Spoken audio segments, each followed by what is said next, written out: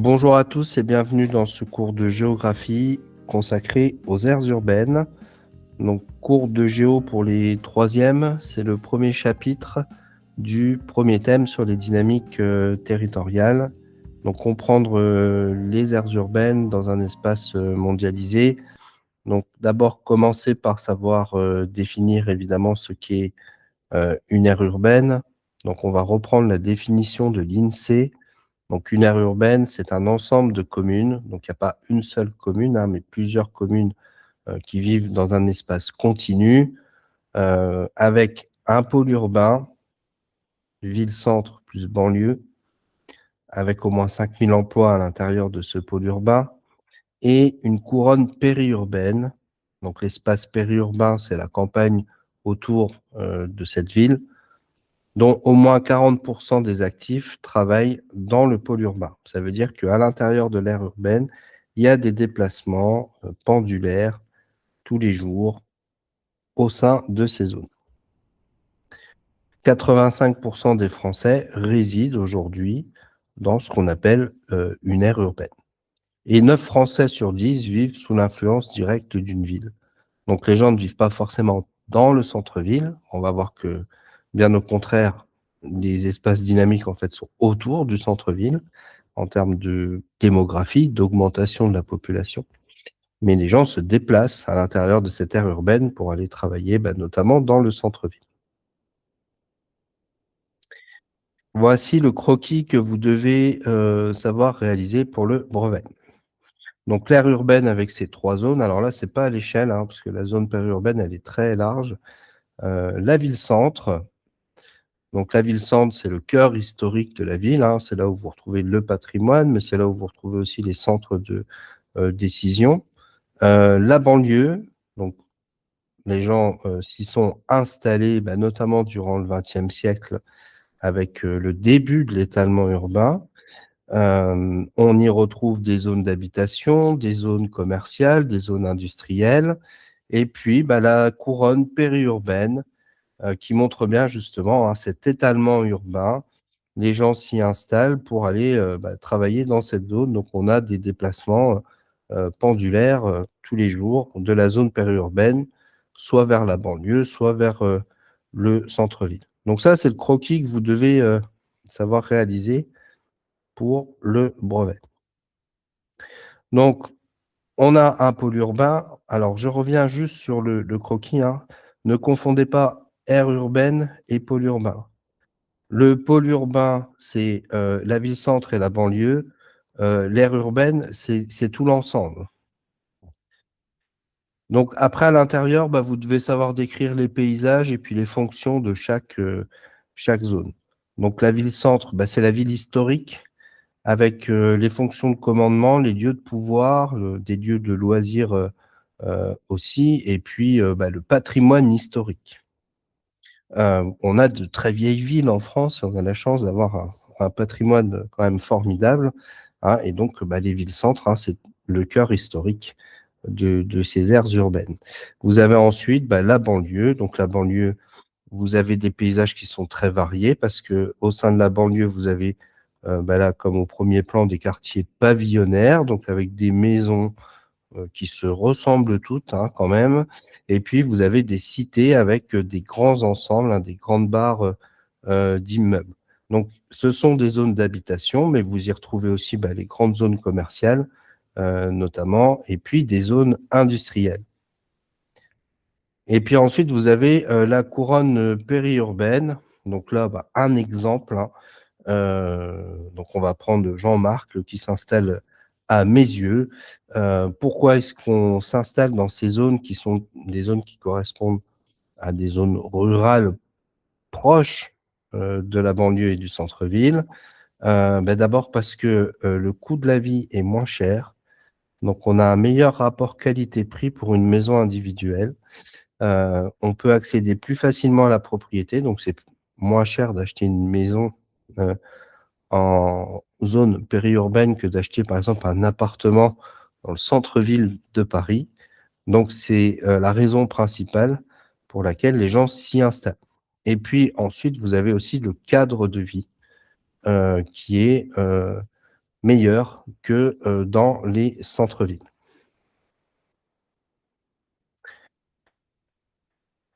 À connaître ce qu'on appelle l'étalement urbain. Donc l'étalement urbain, c'est le fait que les zones urbaines s'étalent en surface sur les campagnes environnantes du pôle urbain.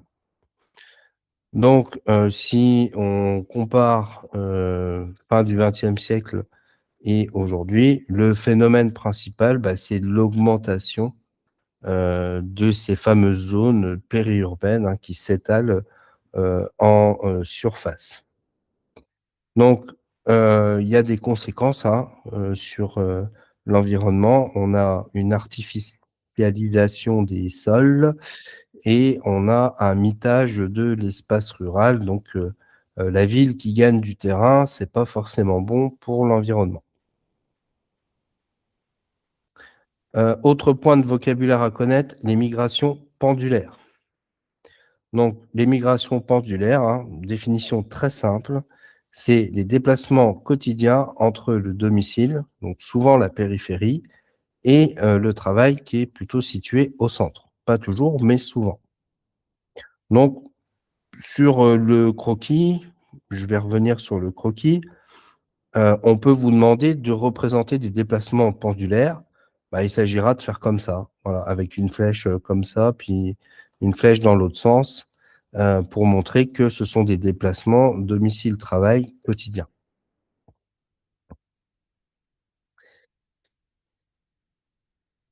Vous pouvez être interrogé sur les défis sociaux et environnementaux. En fait, ici, il faut savoir donner les avantages pour les personnes qui s'installent en zone périurbaine. Donc, je l'ai dit tout à l'heure, c'est la qualité de vie, donc maison moins chère avec plus de surface et puis espace plus naturel, plus de tranquillité, moins de pollution sonore, moins de pollution tout court. Bah, les conséquences de cet étalement urbain qui bah, transforme ces espaces aussi euh, en zones elles-mêmes polluées. Pollution atmosphérique, coût énergétique, embouteillage suite à ces déplacements pendulaires, ségrégation sociale, ça veut dire des inégalités.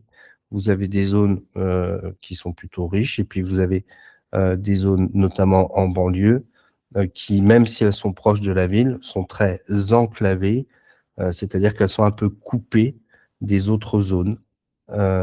Et donc, les habitants y ont plus de difficultés.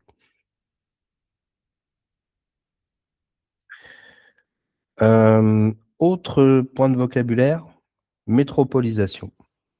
Donc la métropolisation, alors vos profs ont dû vous parler hein, de ça, des métropoles et du phénomène de métropolisation. C'est la concentration de la population, des richesses, des fonctions de commandement dans les grandes villes. Donc les grandes villes, à minima, vous devez connaître les 10 premières aires urbaines et les 10 grandes métropoles. On ne va pas mélanger les termes. Donc évidemment Paris, mais aussi donc ces métropoles-là. Vous pouvez très bien avoir une carte au brevet où on vous demande de replacer bah, les principales métropoles. Donc savoir citer Lille tout au nord, Lyon qui est la deuxième métropole française, hein, derrière, loin derrière Paris. Hein. Le problème aussi de l'organisation métropolitaine en France, c'est que bah, certes, les métropoles aujourd'hui sont dynamiques, mais elles sont un petit peu écrasées par la puissance parisienne. Donc Lyon, Marseille, Lille, mais aussi Toulouse, que vous étudiez par exemple avec Airbus dans les espaces productifs, Bordeaux, Nantes, Rennes, Strasbourg, Nice. Donc pourquoi est-ce que ces métropoles gagnent des habitants? Euh, alors, elles gagnent des habitants dans les zones périurbaines. Hein. Je ne parle pas des centres-villes qui, pour la plupart, perdent des habitants parce que la vie est trop chère. Mais les gens se concentrent autour de ces métropoles pour trois raisons, hein, principalement. D'abord pour le travail. D'accord, on y retrouve les principaux sièges sociaux des grandes entreprises, des opportunités de trouver un emploi sont beaucoup plus importantes dans les métropoles que dans des zones avec uniquement des espaces ruraux et pas de centres attractifs. C'est notamment les espaces de la France du vide, hein, ici, la fameuse diagonale du vide. On y retrouve donc du travail. Pour les jeunes, si vous voulez plus tard aller à l'université, par exemple, vous allez forcément aller vous installer autour d'une de ces grandes métropoles. Donc, les jeunes diplômés, mais aussi les jeunes qui partent faire des études longues, faire des écoles spécifiques, et cetera. C'est dans ces grandes villes, dans ces grandes métropoles que vous allez trouver votre bonheur. Et puis, pour d'autres raisons, des raisons de divertissement, de service, des raisons culturelles. Les lieux de culture, les zones de divertissement sont beaucoup plus nombreuses dans ces zones plus dynamiques. Donc, on a ce phénomène de métropolisation et donc les zones qui sont autour, hein, ont tendance à se dépeupler pour avoir une concentration vraiment au sein de l'aire urbaine.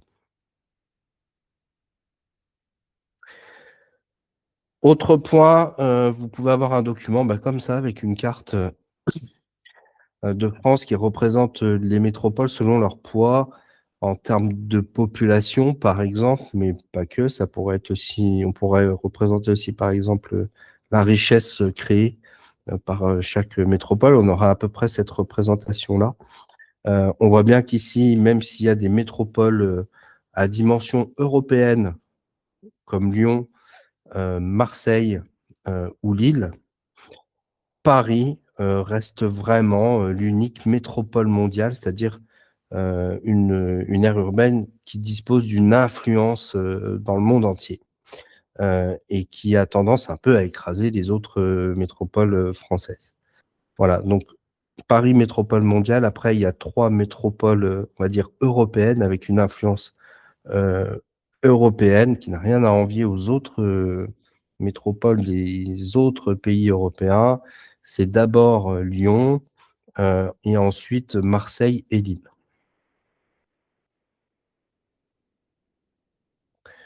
Dans ce chapitre, vous pouvez être interrogé justement aussi sur, cette connexion des métropoles avec, l'Europe et le monde et donc vous pouvez très bien avoir un document qui représente, le trafic, aérien, où sont situés les aéroports internationaux, les lignes TGV, les lignes à grande vitesse qui, s qui se prolongent dans les autres États, européens, par exemple. Et donc là aussi, on voit que, Paris, est, vraiment au cœur de cette organisation. Et donc les aéroports internationaux sont situés, principalement, à Paris notamment. Toutes les grandes lignes de TGV, sont reliées, à, la métropole parisienne.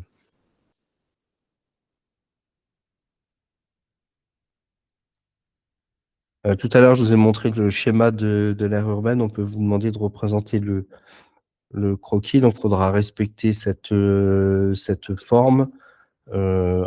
Ces couleurs, après la zone périurbaine, vous pouvez la représenter en vert aussi, hein, puisque ça renvoie quand même à un espace, rural, hein, donc ville-centre. Après vous ajoutez, la banlieue, vous ajoutez, pardon, une couronne périurbaine, beaucoup plus étalée que les autres zones et puis enfin les migrations pendulaires, donc les déplacements domicile, travail. Voilà, c'est assez simple, hein, simplement, faut comprendre le vocabulaire pour pouvoir, faire le croquis, sans trop de difficultés.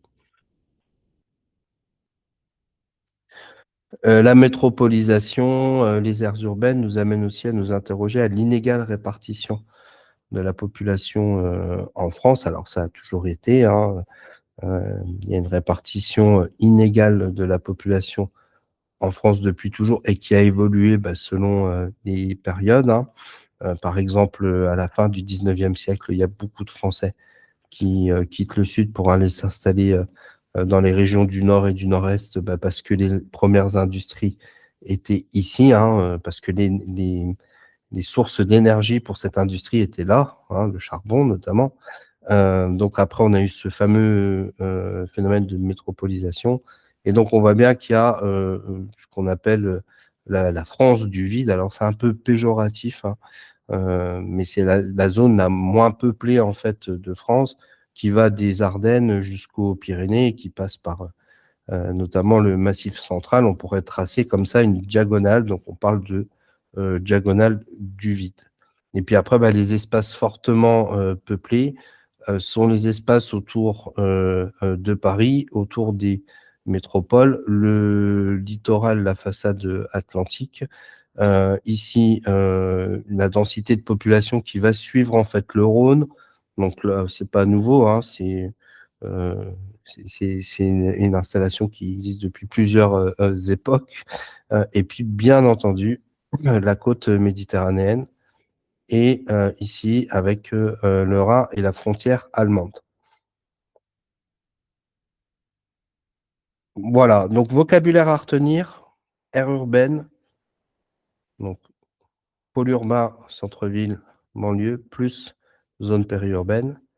Périurbanisation, donc c'est l'étalement de la ville, c'est l'extension des zones urbaines, des surfaces artificielles en périphérie des agglomérations. Migration pendulaire, donc déplacement quotidien, domicile-travail. Métropolisation, concentration des habitants, des personnes et des fonctions, des commandements dans les grandes villes. Et puis, ce qu'on appelle, alors c'est vrai que je ne l'ai pas évoqué, alors des fois les profs ne l'évoquent pas toujours, mais à connaître quand même le phénomène de gentrification, bah, qui est lié justement à ce que je disais au départ, hein, c'est que bah, les gens ne s'installent plus dans les centres-villes anciens en masse parce que ça coûte trop cher. Et donc, on parle de gentrification, c'est-à-dire un embourgeoisement des centres-villes anciens. Sous-entendu, seules les catégories les plus aisées habitent dans les centres-villes parce qu'elles en ont les moyens. Et donc, les autres catégories sociales ont plutôt tendance à s'installer autour de la ville puisque ça coûte moins cher. Donc, à retenir une France aujourd'hui bah, très urbaine, hein, 85 à 93% de la population vit dans une aire urbaine. Une France mobile, donc les zones ne sont pas figées, il y a des déplacements quotidiens. Une France mondialisée avec des métropoles qui se connectent au reste du monde grâce à des moyens de transport. Hein. Aujourd'hui, avec la mondialisation et avec les innovations technologiques, on peut parler de village-monde. Et donc, les métropoles sont évidemment très connectées, mais on voit bien qu'il y a une différence entre Paris et les autres métropoles qui ont plutôt une dimension européenne. Alors, à connaître pour le brevet, bah, vous pouvez être interrogé aussi sur des repères, hein. On peut très bien vous... Ça, c'est un extrait d'un brevet d'ailleurs hein, que j'ai pris, hein, une carte où on demandait aux candidats de placer des métropoles. Alors après, en géo, évidemment, bon là, ça n'a rien à voir avec le chapitre, mais vous pouvez aussi, on peut aussi vous demander de replacer bah, les principaux massifs montagneux, les fleuves français. Voilà, donc ça, c'est une carte corrigée. Vous pouvez faire un petit screen, comme ça, vous l'aurez, mais entraînez-vous sur des cartes. Hein. La géographie, c'est très visuel. Entraînez-vous sur des cartes, réalisez schémas et croquis, distinguez bien les deux. Alors c'est vrai que au départ, j'ai peut-être pas bien distingué, hein, mais ce que j'ai présenté au départ, c'est un schéma. Ce que j'ai présenté à la fin, c'est un croquis. Voilà pour l'essentiel de ce cours. Et si jamais vous avez des questions, n'hésitez pas en commentaire à me poser des questions ou à me suggérer des vidéos. Hein, si vous avez besoin que je fasse des vidéos sur de la méthodo, par exemple, hein, n'hésitez pas. Et puis, je suis en train de créer un Padlet, j'ai mis le lien dans ma bio, où je dépose des cours et des quiz pour que vous puissiez vous entraîner. À bientôt.